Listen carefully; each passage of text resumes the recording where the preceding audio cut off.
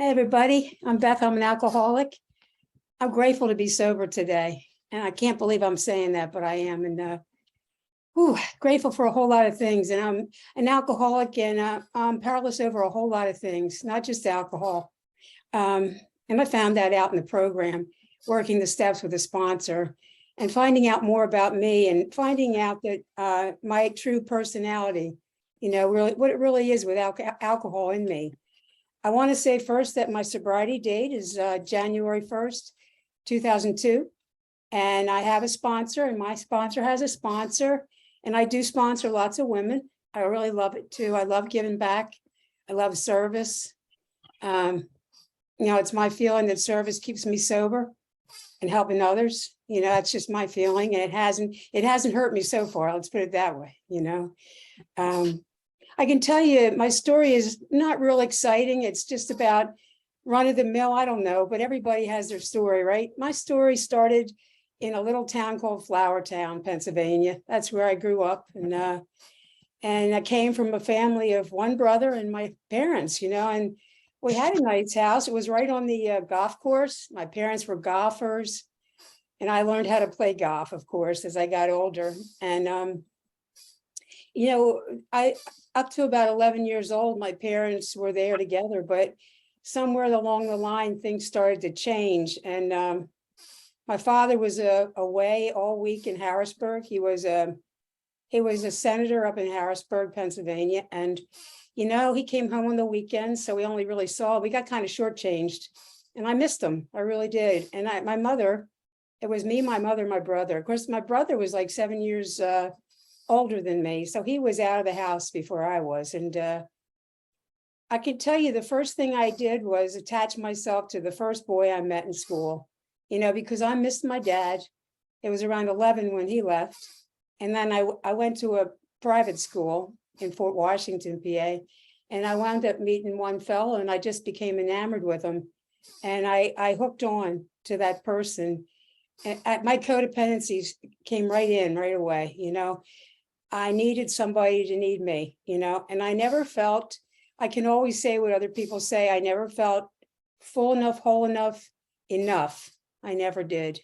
And I work on that today still. It's not an easy job trying to change the person that you were into the person you wish you could be, And I think the examples I've seen in AA since I've been around have certainly been good for me. I've seen the changes in others. I think that's really how I fell in love with AA. I did fall in love with AA. I walked into the doors of Expect a Miracle that year. And when I walked through the door, I saw that on the wall, like, welcome home, and wow, it makes me want to cry because I am home now. I found my home, a home away from home, right? And so I'm jumping around a little, but that was a very special day to me that I look back at, even though I was scared to death, But I'll back up to my family life, a little bit of that. And my dad, I would see him on the weekends and he would come to the house and he would beep the horn. He wouldn't talk to my mother and I would come out the door and go with dad. And I thought he was the greatest, no matter what happened between the two of them, I thought he was the greatest. And even though I heard him say to my mother in the hallway, I don't love you anymore, Dottie. I was in the hallway listening always because I wanted to know if I did something wrong, I found out that it wasn't me at all, but I felt that for a long time. And but I still love Daddy.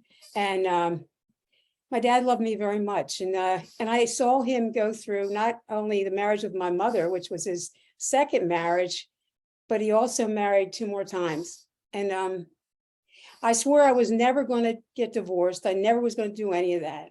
Never the stuff my parents did. And didn't I do that?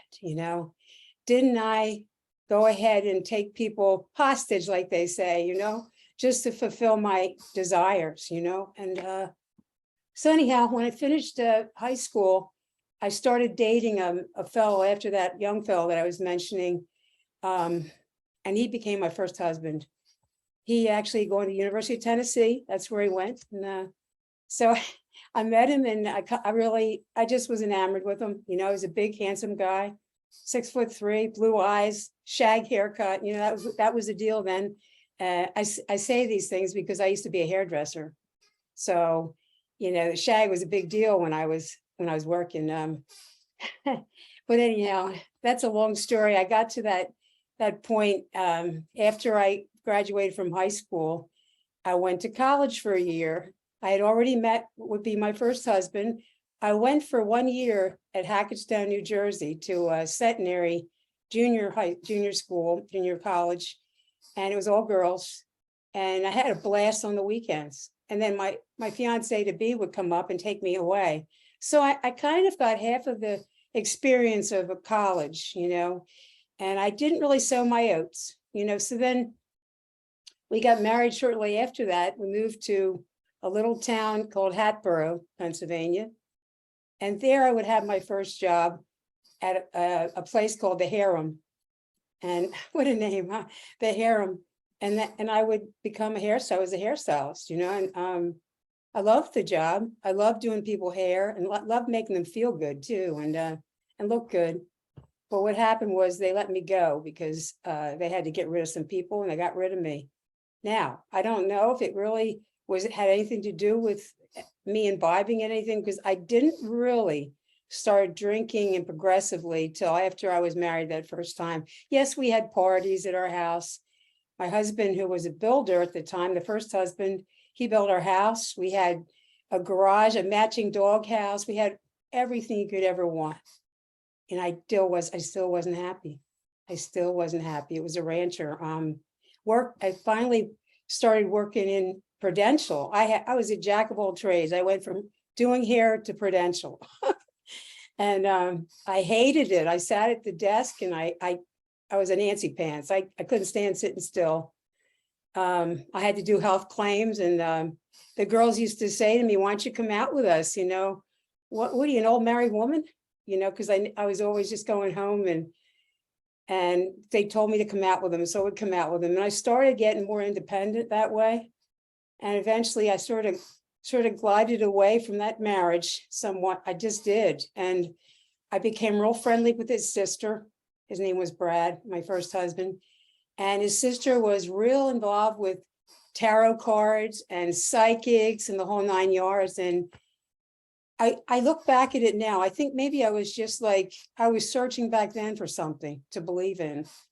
And so I started to believe in what she was doing. And then she would say, "Let's go to Levittown, PA. Let's go up there and drink. Let's go to the bar up there." And, I did this, and I was married. And because it was my sister-in-law, I thought it was okay. So we wound up there.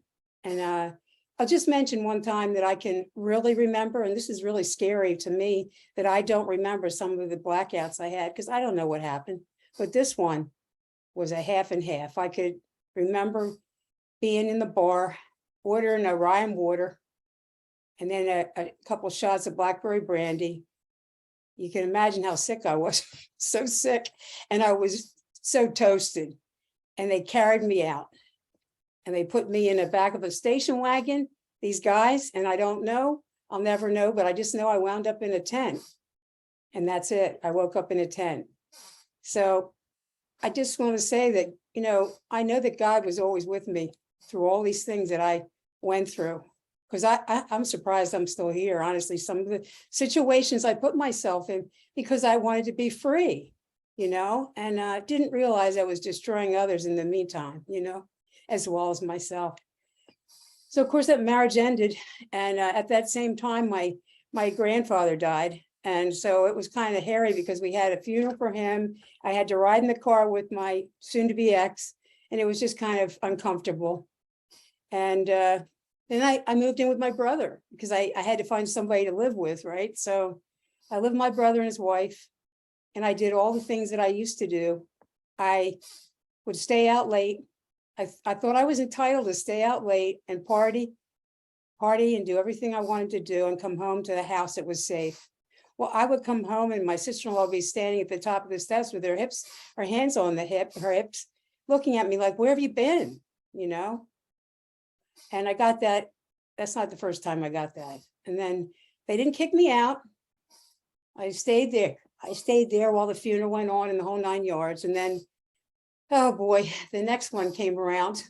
I, at this point, had opened a beauty salon in Orland. I decided I was gonna open a beauty salon, and it was small, but I had like a 3 station, girls in there, and I had dryers, because that was the old fashioned times when they went under the dryer. We did wash and sets, blow dries, the whole 9 yards. But, I had that and I loved it. And then when I married, my next husband, he didn't want me to stay in that salon. He wanted me to move to bigger and better places. So he had a really bad argument with the landlord, and that kind of booted us out of there. And I wound up across the street in a bigger salon, 1,600 square feet. And, it was always bigger and better and more operators and more problems, more products. And I wasn't really making much. I mean, I was paying the rent, paying the girls. And finally I decided I can't make it in here. I got to go work for somebody else. So I wound up working for who I really loved him. He was a great boss. And I enjoyed myself with Jerry Chiffone. He was wonderful to work with. And I had a pretty free reign there, because it's almost like I own my own business within his, and I brought my people. And I was really not getting along with Gary at all. He was, what happened with us is when we got married, we moved into a rancher again, but it was over in Warrington, Pennsylvania. And we moved in there and I got pregnant with my daughter, Jackie. I have one daughter, that's it. And she was 3 when I decided to walk out the door. I got accused of cheating, by him. And I decided to walk out the door, and I took off, and I hid in a motel so nobody could find me. And my mother was trying to find me because she was like the overly emotional mom, like, Bethy, are you okay? And she wanted me to go back with Gary, and I couldn't do it because I had freedom now, right? I had freedom, and I found this bar called the Bend Elbow, and I started going there and bending my elbow. I started going in there and getting to know the bartender. Wherever I went, I got to know the bartenders, and it didn't cost me a whole lot when I knew the bartenders. And then I started to meet people at the bar, and I started to have a relationship with people there. And I was a mess. What can I tell you? I was a mess. I was so lost. And we got divorced. Of course, we got divorced, and custody ensued. And at the time, I had moved into friends of ours' house. I was renting a room upstairs, and I would have my daughter on the weekends. And she was little. We would go up to New Hope, Pennsylvania, up to there, and it was a nice little town, and it on the river. And there was a lot of little shops, and I took her all the time shopping. I used to take her up, and we had a nice time together. She would sleep on the floor on a mattress. I didn't have much to offer her, but I really wanted to have her full time, but I'm sort of glad I never did, because I couldn't have been a full-time mom. I was very irresponsible. Let's put it that way. I did not like responsibility at all. And what really surprises me is that once I found this program, I love having responsibility now. Oh my God, I'm the opposite of what I was. I'm not the person that walked into AA. If I need to do something, I have to fight my procrastination. I've learned that's one of my character defects, procrastination. Let's put it off until later, a couple hours. No, don't put it off, because maybe you'll be sorry you're putting it off, and I'm learning that. But so what happened was I met my final husband. My final husband, thank God, in 1986. And we've been married ever since. And we got married in actually 88, but we met each other in 86. And we met each other over a bottle of champagne. Something that we both like to do is drink. And of course, I was going to be drawn to another alcoholic, and I really, it's my feeling that my mother was an alcoholic. So I know that. And she fought this disease for a long time. She went to the program, and she just, as a result, had a lot of health problems because of her drinking. And she finally died in 2001, the year before I got sober. And my dad passed away in 1997. So I really didn't have them around to make amends to, or, say I'm sorry, but I speak to them, all the time, and they know that I know the spirit knows that I'm doing what I can do, the best I can do. And so my husband Doug and I started going out. We went out our first date on New Year's Eve that year, 1986. And we wound up, of course, at a bar, having some drinks at the bar. And I was coughing my head off. I was smoking at the time. And I was really sick and bronchitis. And I still was drinking and smoking. And he said to me, if you're going to continue to smoke, I don't want to see you anymore. And that was like somebody putting a stamp on, like, I'm going to close the door on you if you don't stop. And I needed that push, that little push. And I stopped smoking that year. I stopped in 1986. I haven't had cigarettes since. But of course I had my drinks. That's a different story, and he did too. And we had a little house in Lafayette Hill, and it was on a cul-de-sac, and we had a pretty happy life, except for when we argued and we were drinking and had too much to drink. And I became that ugly Dr. Jekyll, Mr. Hyde. That's how I got when I drank too much. I was either crying or I was yelling at you, or I was throwing things at you. I won't forget the one night that I threw fresh tomatoes in his face in the bedroom, because I'm laughing now, but we were downstairs, we were arguing, and then he went upstairs to get away from me, and I wasn't giving up. So I went upstairs to the bedroom and I started trying to continue the argument, and he was laughing at me, and I got so angry. I couldn't take the laughing at me.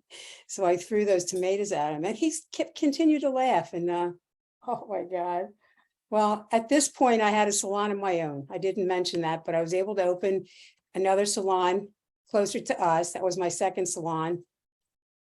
And I used to just go there. What I would do is I would slam the door and go out there and go to my salon, lock myself in, and just didn't want to be bothered, wouldn't answer the phone, isolated. I didn't want to face the feelings, and I didn't have my drinks with me, but I already had enough in me. So eventually I would come home and with my tail between my legs. And I just was, I don't know, pitiful when I was drinking, I was either really the cutest thing you ever saw, or I'm the meanest thing you ever saw, that kind of deal. It was all or nothing with me, always. And yeah, so we've made it through all this time. And we really, what can I say? My daughter would see me drinking, walking up the walkway with my drink in my hand every time we went out to dinner. I always had a drink in my hand. In the car, I always had a drink. And what she came to be about, I guess, 18, and she said she was able to make a choice. And she said, I want to go back to my dad's. It didn't really bother. It did bother me a little bit, but I thought, it'll change, right? Well, it didn't change for a while. It didn't change for several years. And when I did get sober, it changed back to her wanting to see me more and starting to give me little cards that said, I'm so proud of you, when I finally walked into AA. And, those are the gifts of the program. People see what a changed person you can be if you just keep on doing it a day at a time, right? That's what they told me when I walked in to expect a miracle. They said, we just do this a day at a time, 24 hours. That's all you need. And, I hear people when I see them at meetings say, I got 24 hours today. And I know they got more time, but 24 hours is what they have. And they used to say, well, whoever got up first, earliest in the morning is the most sobriety, right?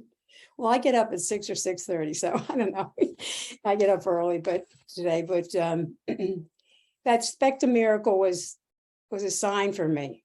This is how it happened. I had been seeing a therapist for a while, and I never knew it until, towards the end of my seeing her, that she was in AA and Al-Anon. She used to say I'm a double winner after I finally got into AA, and I now understand what a double winner is, and she would say to me, like, I never told her I had a drinking problem. I never would admit it. And she'd say to me, why don't you just try going to a meeting? Just try and go to a meeting, walk into the meeting. And I was so defiant, I'm going to do it my way, like we all are. And finally, I couldn't stand it. I got the phone book out and I looked it up, and I looked up in Lansdale, and I found where the clubhouse was. And I wound up in the 7-Eleven in front of the clubhouse, walking in the door saying, where's the AA meeting around here? Can you tell me? I mean, there was no anonymity there for sure. I just said, where is it? And I guess I wanted it. I guess I did. I guess I was desperate. I know I was desperate. So she said, around the back. And I wound up going around the back, and here's all these people out in the parking lot, some barefoot, some not, smoking cigarettes, drinking coffee, chatting away. And here I am, scared to death. Like, I'm waiting till the last minute, to really walk in the door. And I remember one of the girls saying to me, why are you crying? And why are you so sad? I said, I don't know. I'm just sad. I think I knew that it was finally the end, that I had to surrender, that I had to admit that I was powerless over alcohol, and things around me were becoming unmanageable. And I stayed in that group for a long time. That was my home group for years and years. And up until 4 years ago, when in 2018, we moved here in Hilton Head, South Carolina. And we had an old farmhouse in PA before we left, and I didn't want to go. I really didn't. And I made a lot of friends in AA. I sponsored a lot of women. I had a routine. And to me, that's what I need. I need a routine. I need a regular attendance of meetings. I need to talk to other people in the program. I need to share how I'm feeling. I need to talk to a sponsor. Okay, I need to work the steps. Yes, I do, a day at a time. And so, I missed that. And I wound up coming to Hilton Head, and everybody said, why are you so sad? It's beautiful there. Well, I know it's beautiful there. I used to have a second home here, but now I'm here for good, because my husband said, the snow's too much for this farm. I can't take it anymore. We're coming where it's warmer, and it is nice here. I have to admit now, guys, you're talking about snow before, or whatever, the coldness. Yeah, it's nice here. Super nice. It was like 75 today. And I'm making myself like it more and more. And what I did was I threw myself into a home group here. And my home group, I have two of them now. A home group, when I walked in the door, was the No Name group at Yana Clubhouse, and on Hilton Head. And I also found the Great Fact Speaker Meeting every night at 7. And I just came upon it. And you know what? I'm now a member of that too. And so I'm proud of that. And what I want to say is that I'm a part of something today, when all along I felt so apart. And so they told me, we recover together. We get better a day at a time. We help others. Recover Unity Service, all that stuff. And, I watched some of my brothers and sisters, and, I wanted what they had. I did all along, as the time went on. And what is it about that person that I really admire, And if I admire something, I aim to try to be more like that person, And so I do that today. And my sponsor started me with the steps. I'll tell you how I got this sponsor. She was amazing. She was like crack the whip sponsor, but it was good for me because, I was so lazy, right? And I was sitting in a meeting, and I think it had been like almost 3 months before I got a sponsor. I kept going to the meetings twice a day, morning and night, but I didn't get a sponsor. I just kept listening. And I don't know if I thought that I was going to get it, through you guys or what. I don't know. But anyhow, she turned around. She was in front of me one day when I was at the meeting. She said, do you have a sponsor? It's that hard question. Do you have a sponsor? And I said, no, I don't. I need a sponsor. She said, they're on the wall. There's a whole bunch of, temporary sponsors there. You can choose from there. I said, I don't want a temporary sponsor. I want a permanent sponsor. Oh my God, where did that come from? So she said, okay, then call me every morning at 7:45. And she gave me the pamphlet and wrote her number down. And it was like, call me every morning at 7:45 and don't be late kind of deal. And so It was that kind of deal the whole time she sponsored me. And there was times when I would get arrogant, defiant, and I would turn around and get somebody else, you know. And then when the time came that I was starting to get some of the fruits of this program, like I was able to open in another business when I was sober. And I got into selling spiritual things, crystals, metaphysical things, that kind of stuff in my store. Crystal Persuasion was the name of the store. I took it from that song, Crystal Blue Persuasion. And I took that and I opened that, and I had the time of my life for 2 years. It was amazing. I loved it. And you know what happened? My spirituality started to grow because I started to meet a group of people that were healers that came into my shop. And they said, you ought to join us. And they were pranic healers and Reiki healers. And, wow, I never heard of any of this other except for the Reiki. So I started going there, and I eventually took the course, and I became an advanced pranic healer. So I'm a healer by trade, and I'm a graduate, and I can help people from a distance and that kind of thing.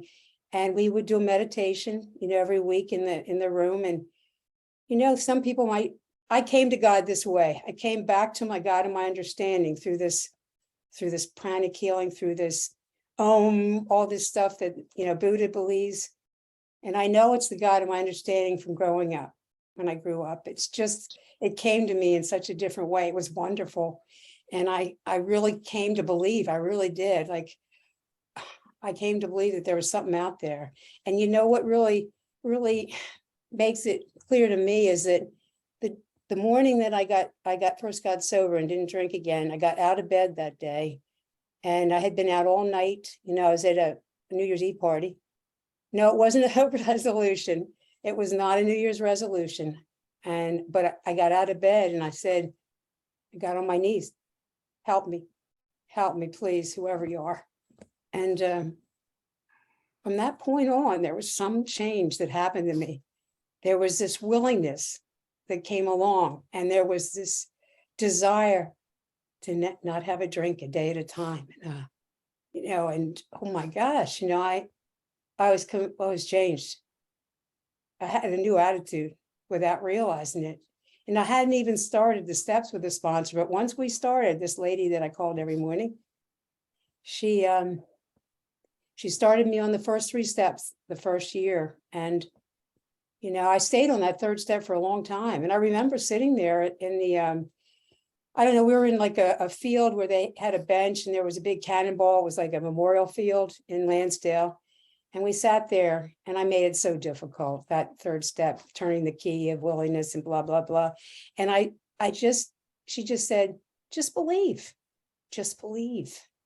And I see now what it says in the big book, like, just believe that I believe, And so, I guess I came to believe. That's what they told me. And, when we got to the 4th step, that 2nd year, I was really ready. I had like this going competition with this guy in the program. He had gotten sober the same year as me. And who's going to do the 4th step first? Okay, so that you give me a challenge, then I'm going to do the 4th step first. So I did it. And I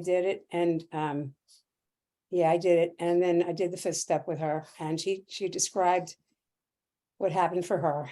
And that's what I needed. I needed somebody to show me that I wasn't alone again. And, as it says that somewhere along the line, we feel like that God is with us there. We feel this freedom, that there's a faith there somewhere. And it felt that faith after that fifth step. And 6 and 7, we went through really fast. And I don't think it's a great idea to do it, but it's a very short in the big book. But I realize how important they are. They pretty much are things that I have to look at myself all the time. I have to look at my defects, and I catch myself. In fact, I'll just admit it tonight, at the table with my dinner with my husband. He had said something. He said, I'm sorry for what I said. And I said, I'm amazed how you can say you're sorry so easily. And it's so hard for me to say I'm sorry. It's that damn ego, right? Edging God out, they used to tell me. So I'm working on that. I'm working and keeping my pride in check too, because they always used to tell me pride goeth before the fall, right? And so I got to watch out for that, that I'm not such a big deal. Step 8, I wound up making my list, bringing it over from my 4th step. And I was nervous to do it. This is where I'm a human being for sure. I have to forgive people. I have to realize that, it's not their fault, all their fault. It was my fault, and I have to own that, right? So in step 9, I got the opportunity one particular time to make an amends to my stepmom, who I hadn't talked to since my dad passed away in 97. And I passed it up. I was afraid. I saw her in the store at the other end of the end of the grocery store. And I'm like, nope. And I chickened out. But guess what? God made me face it, And I wound up picking the phone up, probably another day or two later, and realizing what I hadn't done. And I picked the phone up. I couldn't remember the number. I had to look it up. And she said, Bethy, we were talking just like it was yesterday. And I said, let's go have some lunch. Let's meet and skip back. That's where my store was. And so we wound up having a nice lunch together, and it was like nothing ever happened. And I used to go over to their house. They had an old farmhouse. First thing I do is ask for my vodka martini. And then I, get the vodka out. And, I was always sloshed when I was there, always sloshed. And if there was champagne out, give it to me, and give me another glass. And yeah, so she saw a difference in me. And, what really makes me feel good today is that we became the best of friends after that. She was more of a mom to me than my mom ever got a chance to be because of her alcoholism. My mom, that was in the middle of us, somehow. And she just didn't know how to say, I'm proud of you, Bethy. She just didn't know how to give me some courage to like, go ahead, you can do anything you put your mind to, kind of deal. And so my stepmom said to me, she took me by the shoulders and she said, I'm really proud of you, Bethy. Your dad would be so proud of you too. And so that was a wonderful amends. And then the difficult ones were my ex-husbands. And but guess what? I was surprised, pleasantly surprised that, they received it. One received it through a letter, and then a phone call that he called me. But I happened to be on the other line with my stepmom when he called. So that was taken care of. And then the other one was my daughter's dad, who I met in person. And yeah, that was different. I sat down in a bar with him because he loved to drink too and smoke pot and the whole 9 yards. And he sat there and he said to me, don't be nervous. How can you tell I'm nervous? I'm just an anxiety-ridden girl, I was really anxious sitting there. I was so scared because, we had had a lot of emotional turmoil and physical turmoil between the two of us. It was not the best of a match. And we have the best daughter in the whole world. She's my world. She's 40 years old now. She's been widowed. She was widowed about 10 years ago.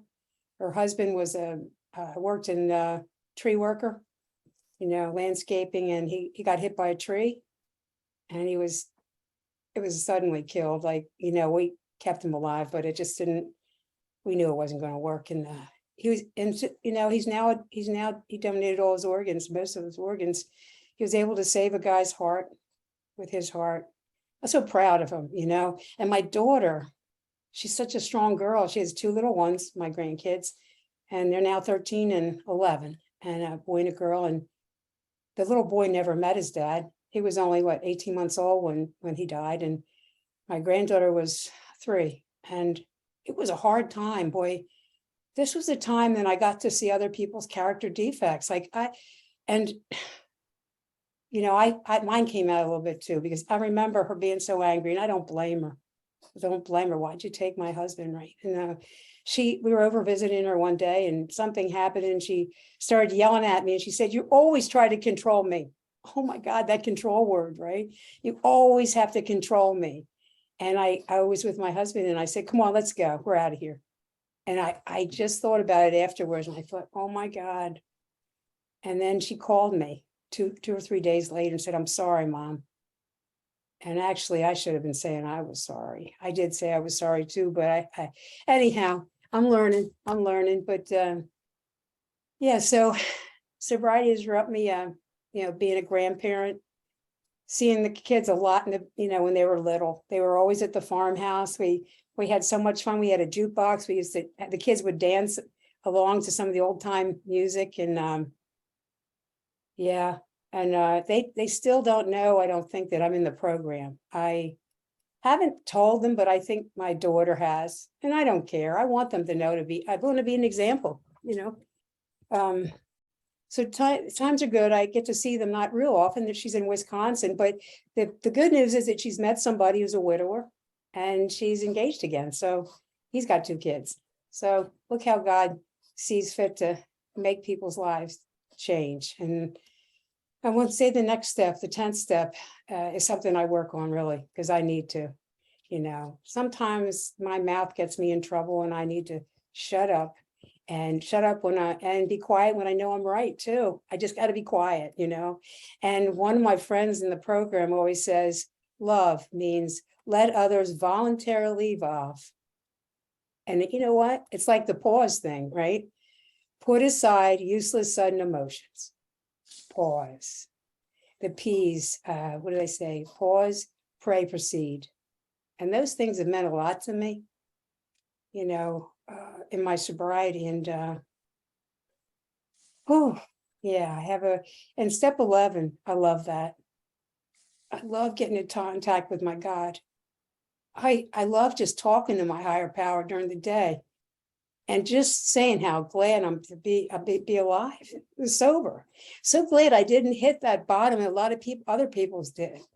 I didn't lose financially. I lost my soul.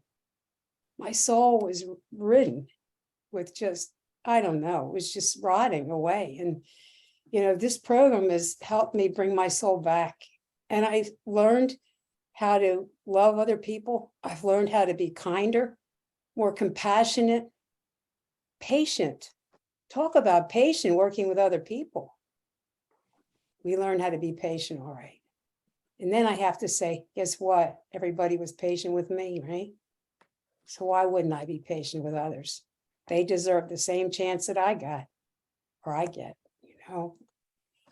And I'll say that step 12 is my favorite, one of my favorites besides step 3, because I just love carrying the message however I can, inside and outside of the rooms. Today I was getting a nuclear stress test for my heart, and I was sitting in the waiting room for quite a while. They give you an intravenous and you have to drink water and the blah, blah, the whole 9 yards. It's about three hours long.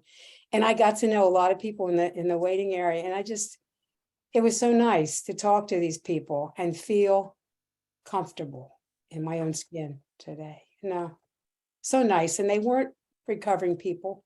They were outside people. They were normal people. They were the earth people, I have a brother that I don't really get to see or talk to very often. And I've made amends to him, but he chooses to not be involved with me, and that's fine. I just keep doing the next right thing. That's what they told me. Keep trying to do the next right thing. And when you're not doing the next right thing, you're going to feel it in your gut. I know I do. I feel it in my gut. So people, places, and things is an important thing for me in the very beginning. I'll just say that I stayed away from the bars. I stayed away from people that drank. I protected my sobriety in the beginning, and I still do. I don't hang around. I used to say, if you hang around with the monkeys long enough, you're going to eat some bananas, and I don't know. I don't want to go there. So today I'm a housewife. I'm not working. I'm retired. I get to work on myself and other people. It's a nice life to have now that I'm getting older. I hate to say it, but it's good. It's all good. I don't know. I can just tell you, I go to a lot of meetings. I go to about 3 meetings a day, usually, 2 at least, because I like people. I like being around people. I like socializing. I don't isolate anymore. Yeah, I'm happy to be out and about with people when I can. And I'm trying to think if I've left anything out. Yeah, I've been through different things during my sobriety that have tested me with other people as well. Because people do test you, and I just have to pray for them. I learned that I have to pray for them, the sick man's prayer, and yeah, because there's other people besides myself that are sick. And I try to get better a day at a time. I'll never be completely well, but you know what? We're given this gift here so we can make the best of what we have while we are here. And I plan to do that. So I don't think I have much more to say, guys. I'm really happy to be with you guys. And I want to thank you, Stephen, for asking me. I was so honored when he asked me, and love seeing everybody here. Thank you.